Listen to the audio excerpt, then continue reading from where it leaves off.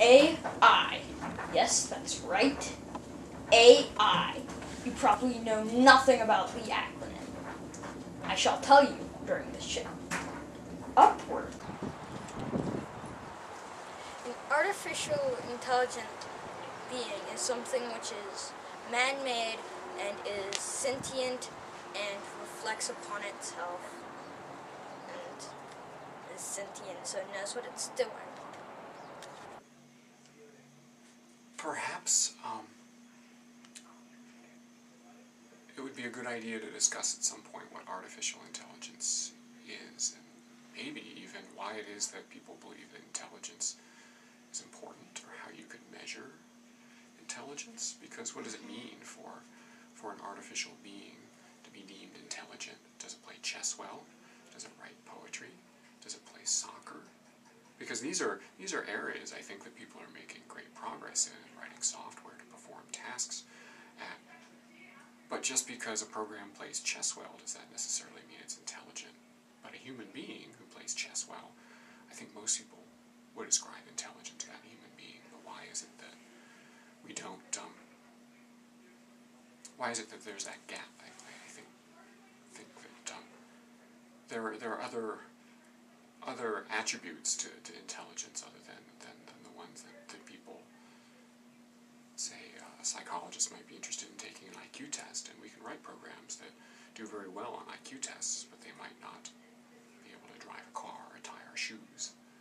Right? So perhaps looking for what intelligence is an interesting pursuit, especially for computer scientists. This is my introduction to AI, artificial intelligence. Artificial is in man-made, intelligent is in intelligent, knowing stuff.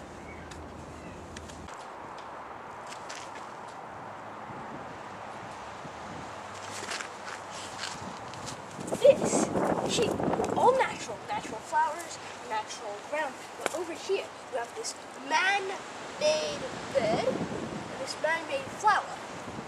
Now suppose you've got a swarm of bees, and they go and they make a hive. That's a bee made because the bees made it. But is that natural or unnatural? The answer is, it's natural. But if they're robot bees making a robot nest, that's unnatural. Artificial intelligence means it has to be intelligent. That is the entire point of this. It's being intelligent. But we must ask the question, what is intelligence? This is a question which hasn't been solved for hundreds of years. Some people thought that intelligence was the use of tools. Other people thought that it was feelings.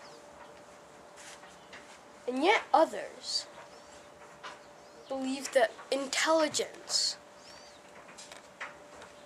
was something greater than our comprehension. I personally believe that it's feelings. But many people believe other things. There's no definition of intelligence. Atoms.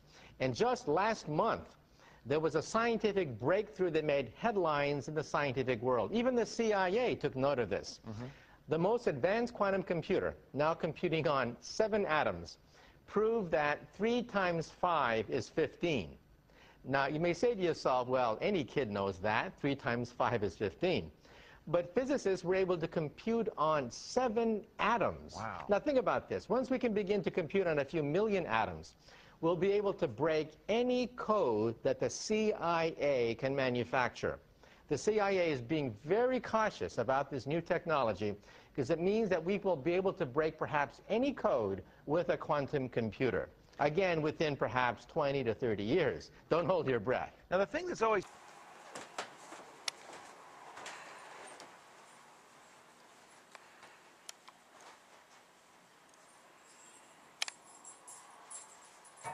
Do you think artificial intelligence will come? Will it be some sort of evil monster which is eventually just going to say goodbye humanity, or is it going to be more like Data in Star Trek? Well, artificial intelligence already is here in the sense that we use computer algorithms to solve problems that people used to perform all the time. And so that artificial intelligence is the study of how to program computers to perform tasks that human beings do.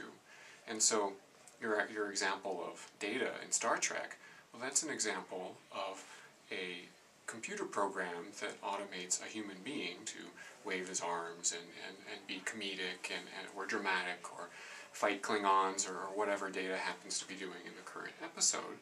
And that's a long ways away, but what about in this video camera, there's an application to say focus or control the white balance, and that's an example of artificial intelligence.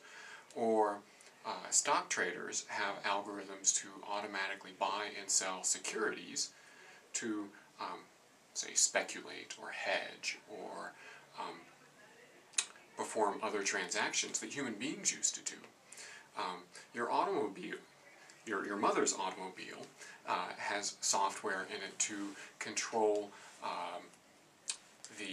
how much oxygen and gas to inject into the motor, which is something that used to be done with a very simple device, a carburetor, but is now electronically controlled, so that we have much more efficient automobiles. And in a sense, those are all examples of artificial intelligence. So, to some degree, we already have these applications here. It's just that we might not anthropomorphize them in the way that Gene Roddenberry did in Star Trek.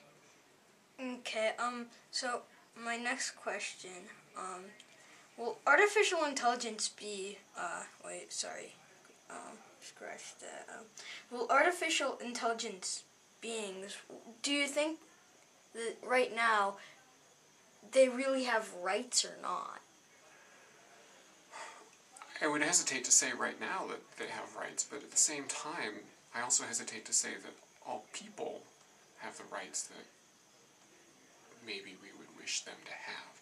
And so, by saying that we are already have the rights that we wish people to have, I think is a bit of a stretch. So to think, well, these creatures that we're going to deposit the existence of are going to be probably very different than you or I look, and that difference will probably make it very difficult to ascribe, say, human rights to these artificially intelligent beings, because,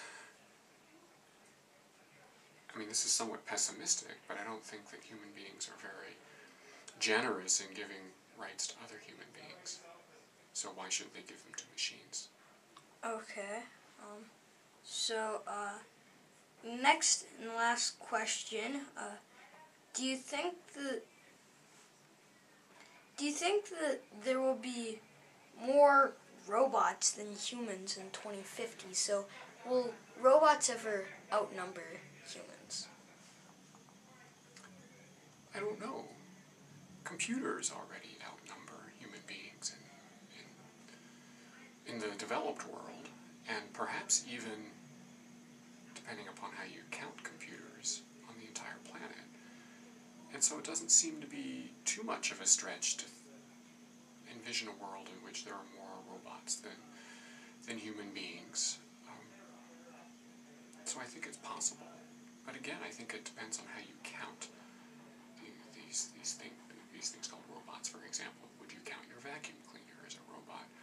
Or does a robot have to pass some sort of Turing test where you can't tell the difference between a human being and a robot? Say, your Data example, or an example from, say, the movie Blade Runner. So I think it depends on how you count them. But it's quite plausible that we'll have an awful lot of robots, perhaps even by the year 2050. The Turing test is a test where subjects are asked if they could tell the difference between either a robot talking to them or a human talking to them, generally in a conversation. Thank you for watching my show on artificial intelligence. I'm glad to answer any questions.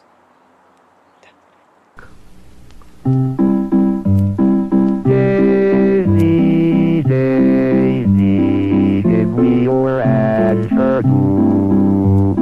I'm half crazy, all for the love of you. It won't be a stylish marriage, I can't afford a carriage, but you look sweet upon the seat of a bicycle built for two. Thanks for listening.